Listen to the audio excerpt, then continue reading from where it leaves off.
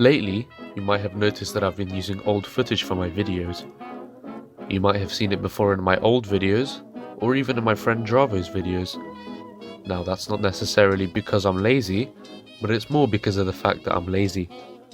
Anyway, here is part 3 of my new series, which is in the title. In this part, we will be discussing the old Northern Heights plan. You've probably heard of it before, so here is my take on it.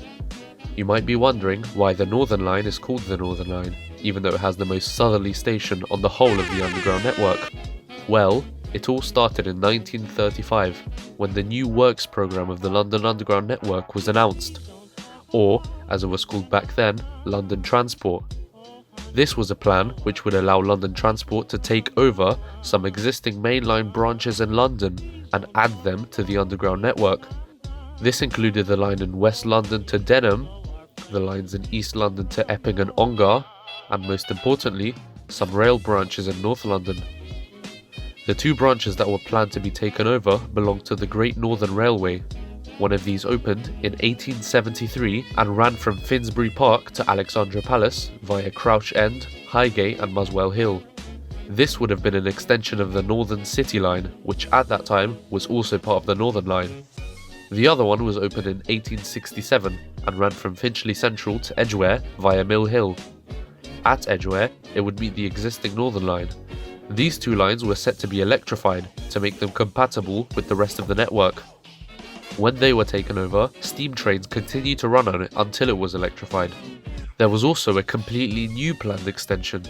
This would extend the line from Edgware to Bushey Heath, with new stations at Brockley Hill and Elstree South. All of this was called the Northern Heights Plan, and in preparation for this, the Northern Line got its name in 1937. Electrification of these lines did start, but not for long. In 1939, war broke out, which halted all existing projects. This included the Northern Heights Plan. Before this, they also made a start on Brockley Hill Station. However, after the war, Britain had little to no money left, and they definitely did not have enough to continue with the extension. Furthermore, in 1947, the Greenbelt legislations were put in place, which stopped London's suburban areas from expanding any further. This zone was in place right where the 3 new Northern Line stations were meant to go, so it was pointless to build them. As for the other 2 lines, after the war, demand for the line to Alexandra Palace never grew, so electrification never took place.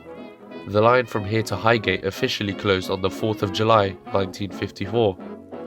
The line to Edgware was open to freight traffic until 1964, when it closed.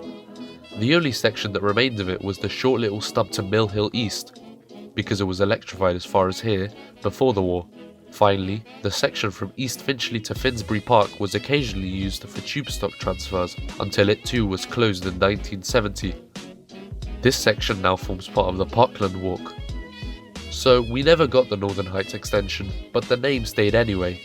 The Northern City Line was eventually taken over by British Rail and is now part of Great Northern, which runs services to Wellwood Garden City and Hertford North. And that is pretty much all you need to know about the Northern Heights plans that were never carried out. I would like to thank you all for watching this video. If you did enjoy, please leave a like and subscribe for more videos like this.